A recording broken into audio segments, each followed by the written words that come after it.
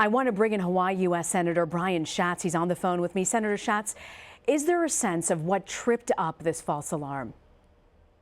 Well, we're just happy we're all safe. Everything got canceled in a very short period of time, and of course, everyone's phone was being texted and called to try to get some clarification. So we're taking a deep breath, knowing that it was a false alarm. What I am hearing, and I don't know that for sure, is that it was human error, which, regardless of whether it's human error or a computer glitch or a hack, whatever it was, it's totally unacceptable. And it's obviously unacceptable from the standpoint of causing terrible anxiety. At a school I'm aware of, they shepherded kids into the locker room and just had them shelter in place. My kids were on their way to a dentist appointment. The whole dental practice got closed down for that day. So this is not acceptable, what happened.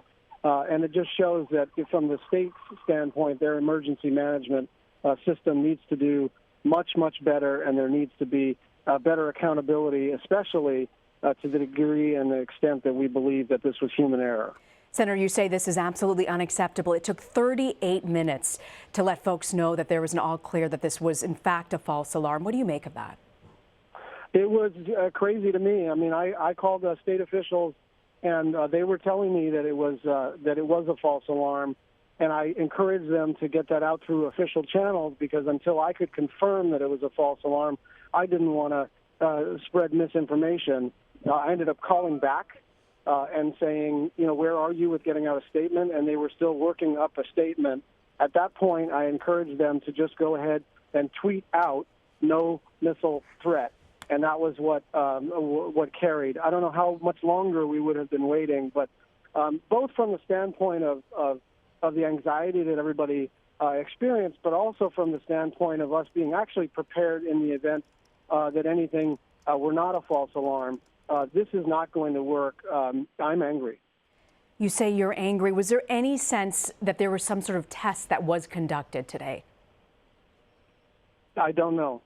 We're still in the dark, and we're allowing the Hawaii Emergency Management Team, people who I've worked with for a long time, have done a great job on the tsunami preparation, hurricane preparation, and other civil defense and disaster preparedness and response. They're a good team, but something went very terribly wrong, and there needs to be accountability.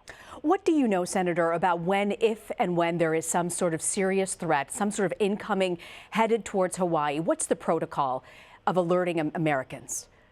I want to make sure that I don't speculate on this. That's for the Hawaii Emergency Management Team to run point on. They work very closely with the Pacific Command and all the county emergency response teams. So I don't want to speak for them, except that right now we know that system didn't work very well. And walk us through again, Senator. You were saying, how did you come to realize that this was in fact a false alarm? I spoke to the governor. And the governor told you that there was definitely warning. Right, and then I encouraged him to get the word out, but that took longer than I wanted it to take, and so I assumed when he said false alarm and that he would get the word out that it would be, within a minute. Mm-hmm. And it ended up being many more minutes than that. And then I called him back and encouraged the Hawaii Emergency Management official Twitter account to get the word out, and then they did. And are you, Senator, calling for an investigation into this? Well, I think the legislature needs to conduct their oversight.